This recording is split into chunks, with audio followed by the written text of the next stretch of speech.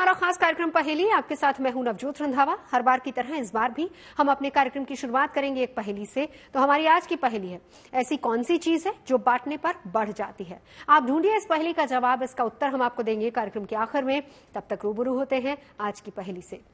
पहेली के आज के सफर में हम आपको लिए चलेंगे धरती के स्वर्ग कहे जाने वाले कश्मीर में। क्या किसी नदी के दो स्रोत हो सकते हैं? आप कहेंगे कि हमने तो पहले ऐसा ना कभी सुना ना कभी देखा। जी हाँ, कश्मीर में पीर पंजाल की पर्वतमालाओं पर बसा है अनंतनाग, और यही एक जगह है वैरीनाग, जहां के एक कुंड से निकलती है झेलम यानी कि वित्सता नदी। मान्यता यह है कि यहां एक अष्टकोणीय कुंड से निकलती है झेलम, जिसका पानी अपने उद्गम स्थल पर तो नीला है और हरा दिखता है, लेकिन जैसे ही ये आगे बढ़ता है तो इसका पानी क्रिस्टल क्लियर नजर आता है।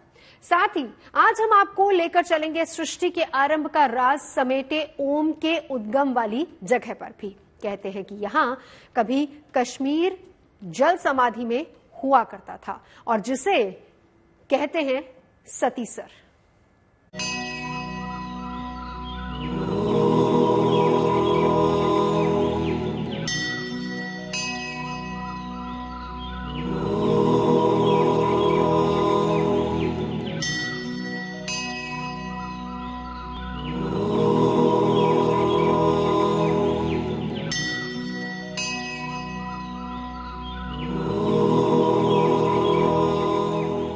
गर फिरदौस बर रूए जमी अस्त, हमी अस्तो हमी अस्तो हमी अस्त।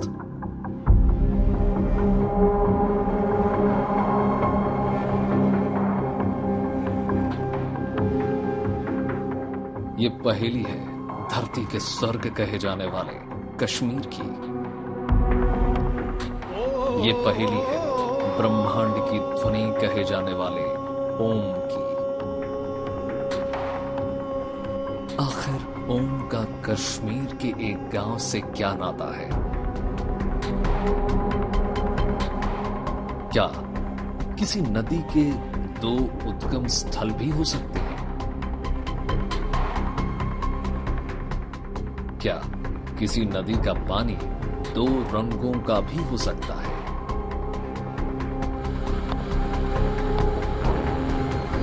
वाकई इस अष्ट कुंड से झेलम निकलती है, तो इस कुंड का पानी इतना शांत कैसे है?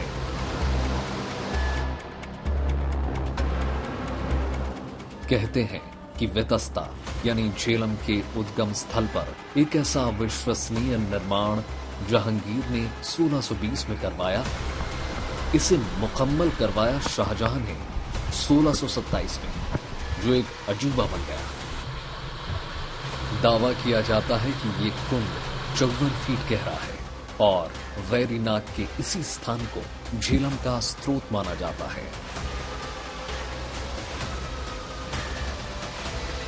कहते हैं कि धरती पर जन्नत का स्थान रखने वाला कश्मीर कभी पानी में समाया हुआ था। कल्हड़ की राज तरंगिणी में इस बात का विवरण मिलता है कि एक कालखंड में कश्मीर जलमग्न हुआ करता था। चिनार के पेड़, खूबसूरत वादियां और पहाड़ से उतरती नदियां वाकई कश्मीर को जन्नत बनाती हैं। किसी शायर ने लिखा है कि कितनी खूबसूरत ये तस्वीर है, ये कश्मीर है, ये कश्मीर है। मौसम बेमिसाल बेनजीर है, ये कश्मीर है, ये कश्मीर है। गांव का नाम ओमू है, हो सकता है वो भी होता है, वैसे तो हम बोलते हैं इसको ओमू ही। ओम शब्द से, क्योंकि वहां जपते थे लोग ओम ओम ओम, क्योंकि ओमकार ही एक ऐसा हिंदुओं में नाम है जिसके अंदर सब कुछ समेटा जा रहा है। यही एक आवाज है, जिसको कुछ नहीं आता उसको ओम नमः शिवाय, ओम नमः शिवाय के नाम से जपते रहेंगे, सारी इसी में समाता। तो इसीलिए इस एरिया का, इस जगह का नाम ओमू के नाम से रखा गया। हम भी श्रीनगर से करीब 85 किलोमीटर का सफर तय करके पहुंच चुके थे अनंतनाग के वैरीनाग, जहां ओम की ध्वनि का नाद था।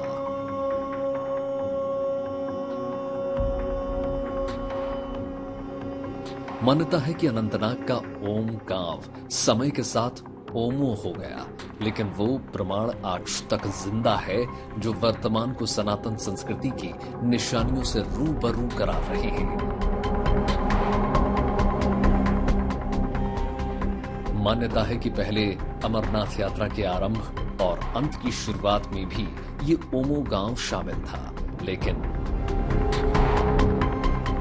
कालांतर में ये परंपरा खो सी गई।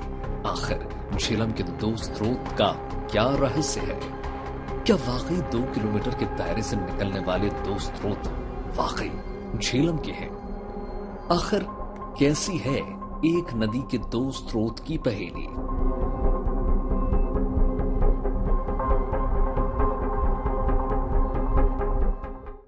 मान्यता है कि कश्मीर की स्थापना कश्यप ऋषि ने की थी और वत्सा के किनारे ही सृष्टि के पहले मानव मनु और शत्रुपा का वास था। इतिहास कहता है कि झेलम के किनारे ही सिकंदर और पोरस का युद्ध भी हुआ था, जिसे हाइडस्पीस का युद्ध भी कहा जाता है। लेकिन पहेली के इस सफर में हम तलाश रहे थे झेलम और ओम से जुड़े रहस्य को।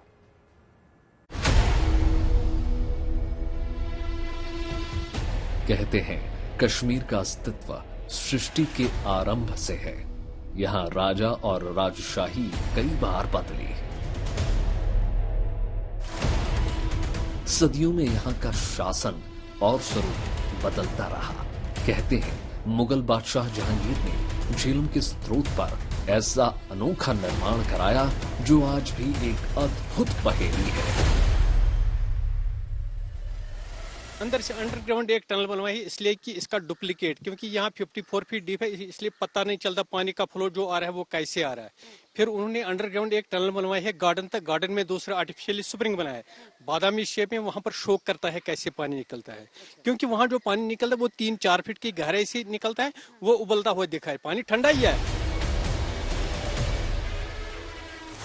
समय के साथ इतिहास भी करवट लेता रहा, लेकिन झेलम आज भी वितस्तता के रूप में सृष्टि के आरंभ के साथ ही बह रही है।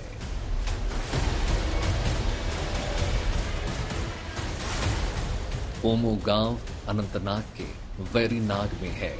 वहां जाने से पहले हम उस जगह पर आपको लेकर चलते हैं जिसे झेलम का मुख्य स्रोत माना जाता है, वेरीनाग स्प्रिंग। देखने पर वेरीनाग का ये कुंड बहुत ही शांत दिखाई देगा, लेकिन कहते हैं कि इसके नीचे से ही फूट रहा है वो जल स्रोत जो इसे एक पहेली बना देता है। आप देख सकते हैं कि इस कुंड का पानी कितना साफ है, लेकिन जैसे ही ये 3 नहरों के माध्यम से यहां से बाहर निकलता है, वो अपना स्वरूप बदल लेता है और जैसे जैसे ये पानी आगे बढ़ता है ये रफ्तार पकड़ लेता है, जैसे पर्वत से कोई नदी नीचे उतर रही हो। कथा कहती है कि महर्षि कश्यप ने यहाँ तप किया था और उनकी साधना से ही पहाड़ों के बीच से जलधारा फूट पड़ी। कहते हैं कि हर सभ्यता का जन्म नदी के किनारे ही हुआ। धीरे धीरे यहाँ भी बस्तियों ने आकार लेना शुरू कर दिया। विष्णु ने अनंत को आदेश दिया कि वहां वराह मूल में पहाड़ काटो। तो ऐसे में जब लोग बसाए गए, रिहेबिलिटेट किए, पुनर्वास हुआ, अब पुनर्वास करेंगे तो पानी फिर चाहिए आपको, तो ऐसे में क्या करें? तो कश्यप ऋषि ने तपस्या की, माता तो वितस्ता की, वो फिर निकली। जैसे मैंने कहा कि हाँ मैं कितना निकलूं, तो फिर शिव ने कहा कि अगर मैं निकल पड़ी तो ये तो फिर डूब जाएगा आपका, जिसे आप कश्मीर कहते हो सतीसर, ये तो फिर सतीसर बनेगा। फिर वो अपने त्रिशूल से उसको बताते हैं कि वेतसी भर, वेतसी जितना, यानी उंगली से लेकर अंगूठे तक।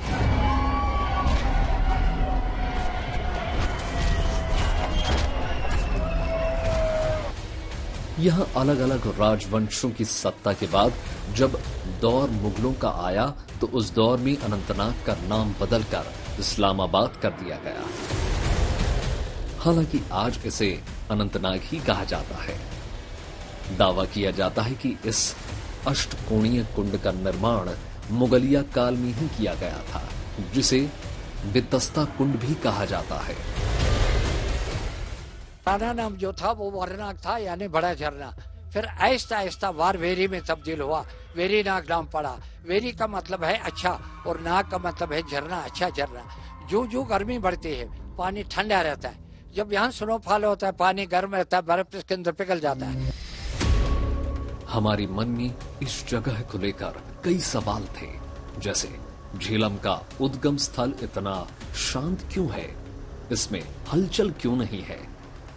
कुंड के अंदर नीला हरा पानी दिखाई देता है, जबकि नहर में बहते ही ये बेरंग कैसे हो जाता है। कुंड से निकलने वाली 3 समतल नहर जिनमें ढलान भी नहीं है, वहां ये प्रचंड वेग से कैसे बहने लगता है। ये जो आपने अंदर का स्प्रिंग आपने देखा है सोर सिल्वर जहलम, वहां से पानी जो है वो जमीन के अंदर से 400 गैलन जो बर सेकंड पानी निकलता है, वो डीप होने की वजह से वहां पानी नहीं दिखाई देता है।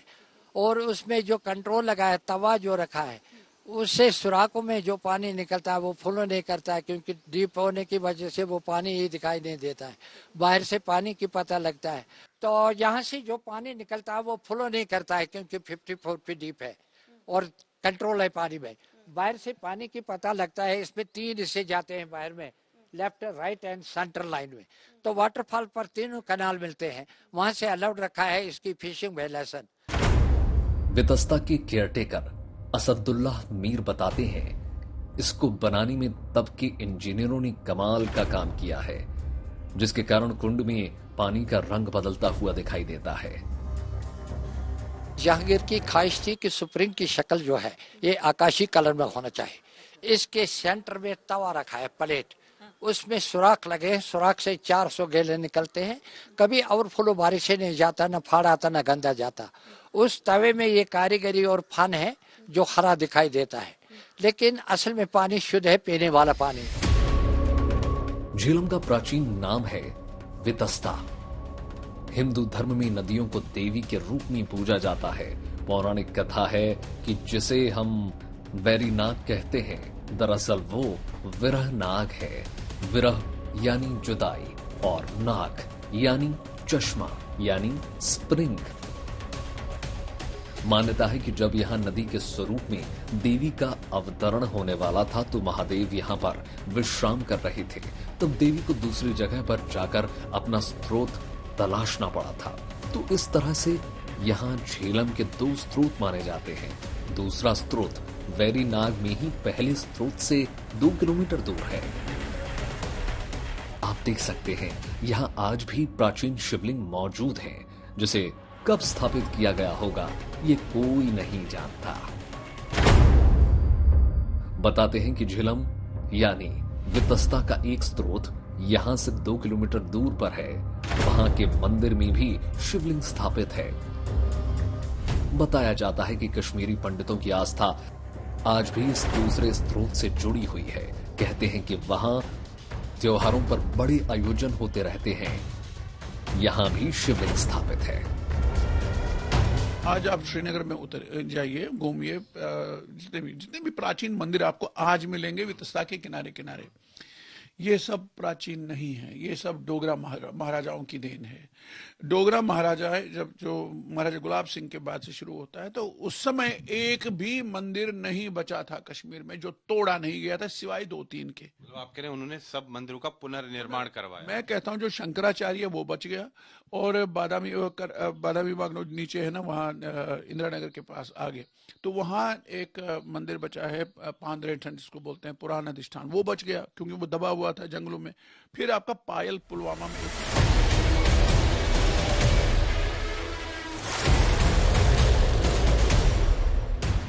तो क्या वाकई इस स्थान का पौराणिक इतिहास रहा होगा? क्योंकि सनातन धर्म में नदियां पूजनीय होती है। वितस्ता को भी देवी के स्वरूप में पूजा जाता है। नदियों के स्रोत स्थल पर हमेशा से ही पूजा स्थल बने होते थे। जब हमने समझना चाहा कि यहाँ पहले चश्मा यानी कुंड कैसा दिखता था, तब हमें बादाम के आकार का कुंड दिखाया गया।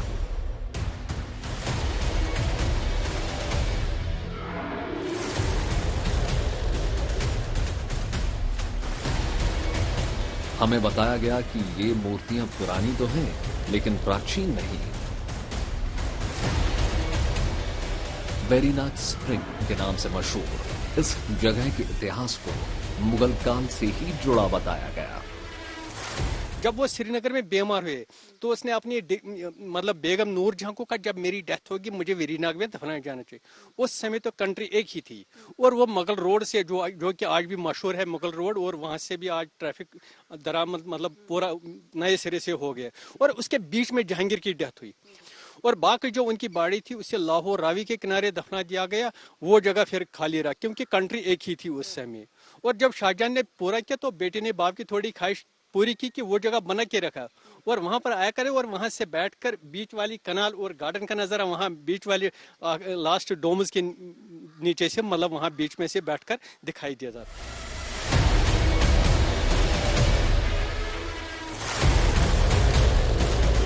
कहते हैं कि अष्टकोणीय कुंड, जिसे झेलम का उद्गम स्थल भी माना जाता है, वहीं के शिव दरबार में माता पार्वती को वितस्ता भी कहा जाता है। लेकिन हम उत्सुक थे उस गांव को देखने के लिए जिसे ओम की उत्पत्ति से जोड़ा जाता है। ऋग्वेद के मुताबिक ओम सर्वव्यापी यानी कि हर जगह है, लेकिन अनंतनाग के ओमो गांव से ओम का संबंध समझने के लिए हमने रुख किया ओमो गांव का।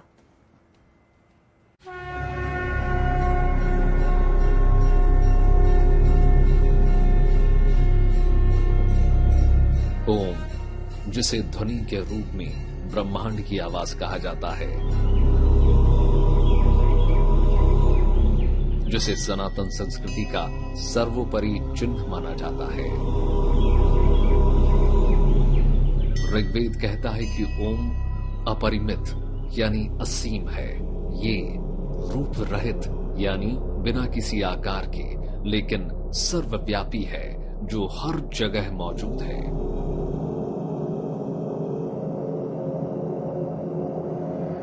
ओम का संबंध अनंतनाग के ओमो गांव से समझने के लिए हम पहुंच गए इस गांव में। वितस्ता यानी झेलम के मुख्य स्रोत से मुश्किल से 2 किलोमीटर पर था गांव ओमो। चारों तरफ से पहाड़ों और चिनार के पेड़ों से घिरा एक साधारण सा गांव। बताते हैं कि पहले इस गांव का नाम हुआ करता था ओम, लेकिन समय के साथ इसका नाम ओमो हो गया। इसी ओमो गांव में आपको एक शिव मंदिर दिखाई देगा, लेकिन इसका बाहरी स्वरूप आधुनिक हो चला है, लेकिन इसके भीतर की मान्यताओं से आज भी लोगों की अगाध आस्था जुड़ी है। हाँ, हमें देखभाल हम ही करते हैं इसका। इधर टोटल 2 घर है, अभी रोज पूजा कर रहे हैं। वो सवेरे सवेरे आते हैं। बाहर वाला 2 साल हो गया बना, वो नया बनाया उन्होंने। वो जब यहाँ से हालात खराब हो गई थी, इसको यहाँ पर निकाल दिया गया था और वहाँ पर हमने इसको रख दिया था छुपा के। बताया जाता है कि इस मंदिर को आधुनिक शैली में बनाया गया है, लेकिन अंदर जब आप देखेंगे तो इसकी मूल संरचना आज भी आपको नजर आ जाएगी। मान्यता है कि अमरनाथ यात्रा पर जाने से पहले भक्त ओमो गांव के इस मंदिर में जरूर आते थे। हालांकि वक्त के साथ साथ परंपराओं में भी बदलाव हुआ है। हमें ओमो गांव के पास ही झीलम यानी वितस्ता के दूसरे स्रोत के बारे में बताया गया। आज इसे ढककर रखा गया है ताकि ये प्रदूषित न हो जाए। इस कुंड से बाहर निकलते ही इसके पानी में भी आपको धार निकलते दिखेगी। इस कुंड के पानी से ही पूजा और अनुष्ठान किया जाता है। यहाँ चिनार के कई पेड़ हैं जिनकी उम्र सैकड़ों साल पुरानी बताई जा रही है। यहाँ निशानी के तौर पर कोई बड़ा निर्माण नहीं किया गया था, बस एक हिस्से को ढक कर रखा गया था। बस झेलम के स्रोत से जल निकल रहा था। ये पुराना सा एक यहाँ से जो ये पानी निकल रहा है, इसको ये जो पानी है ये जा रहा है झेलम के साथ मिल रहा है। ये भी एक सोर्स है जो झेलम से मिलता है। यहाँ मछलियाँ भी हैं और यहाँ से शिवरात्रि पे जो आते हैं पंडित लोग वो यहाँ पूजा करते हैं। इसकी भी एक बहुत अच्छी अहमियत है। और ये जो जालिम है जो ये पानी उसके साथ मिलता है और वो भी इसका हामिल है कि ये जो पूरा पानी है उसके साथ मिल रहा है।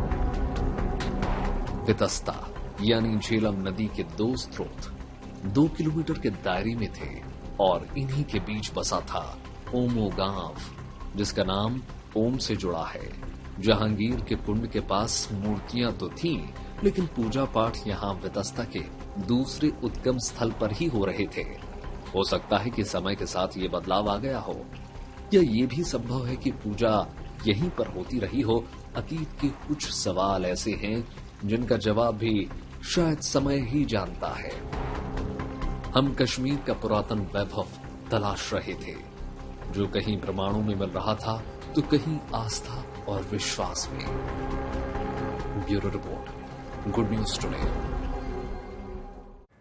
नदियों के किनारे ही संस्कृति और सभ्यताओं ने जन्म लिया, वहीं से निकली हमारी परंपराएं जो आस्था रूपी दीपक बनकर सदियों से जलती आ रही हैं। तो थी ना ये दिलचस्प पहेली। वैसे हमने कार्यक्रम की शुरुआत में भी आपसे एक पहेली पूछी थी, उम्मीद है कि आपने उसका जवाब ढूंढ लिया होगा। हमारी पहेली थी, ऐसी कौन सी चीज है जो बांटने पर बढ़ जाती है, और इसका उत्तर है ज्ञान। तो आज की पहेली में अभी के लिए बस इतना ही। देश और दुनिया की तमाम अच्छी खबरों के लिए आप देखते रहिए गुड न्यूज टुडे।